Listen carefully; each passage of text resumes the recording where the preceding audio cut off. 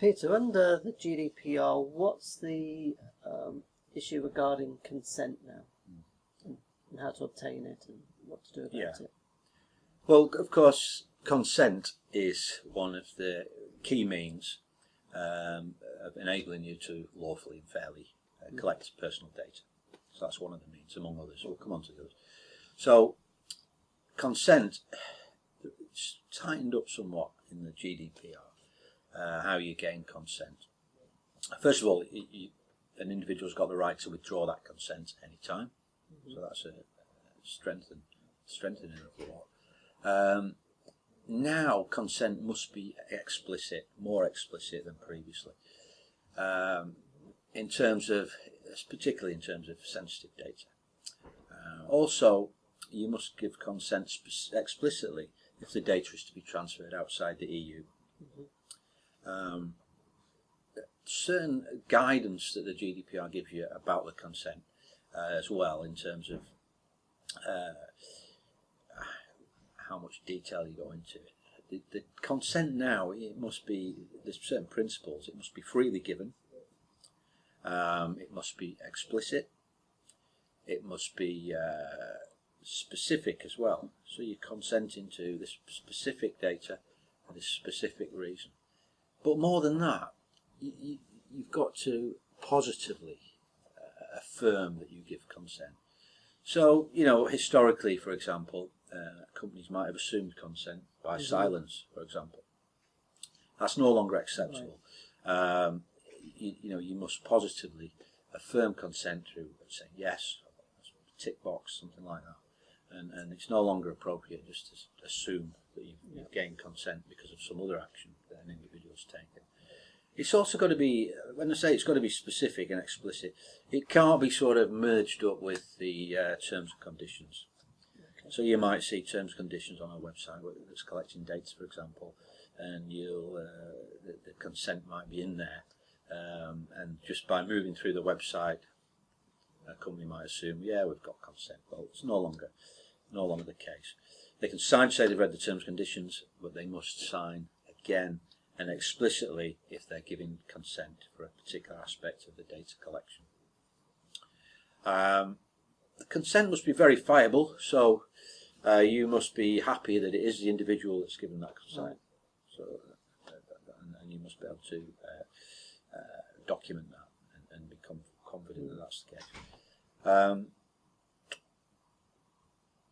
I think you've got to remember, however, that consent is just one aspect. Right. So a company may be collecting data, not gain consent, but they've got another legal basis for collecting it.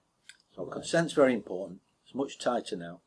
But there are other bases for collecting data. It may be a legal contract with the individual. Okay. So just by signing the contract, there's an explicit view there that you can use the data. What about in the case where people have already given consent in the past? What's the situation now?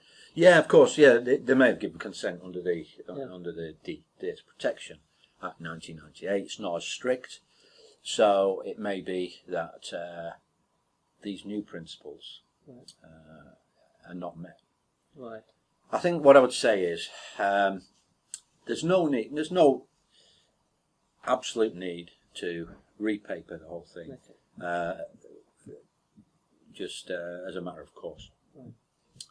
But what you must do is, I think you must review your current consents. And if you're not happy, it may be that you've got consent that meets the new GDPR. But if you're not happy that it does, you should review them. If you're not happy that it does, well, I think that you could have to go through a process of gaining new consent.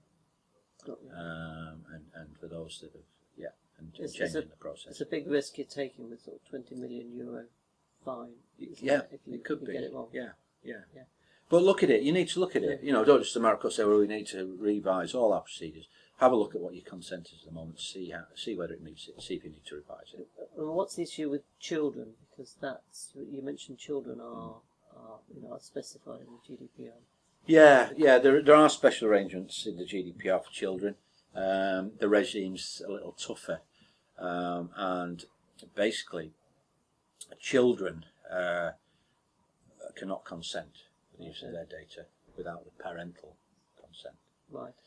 So that's an important difference.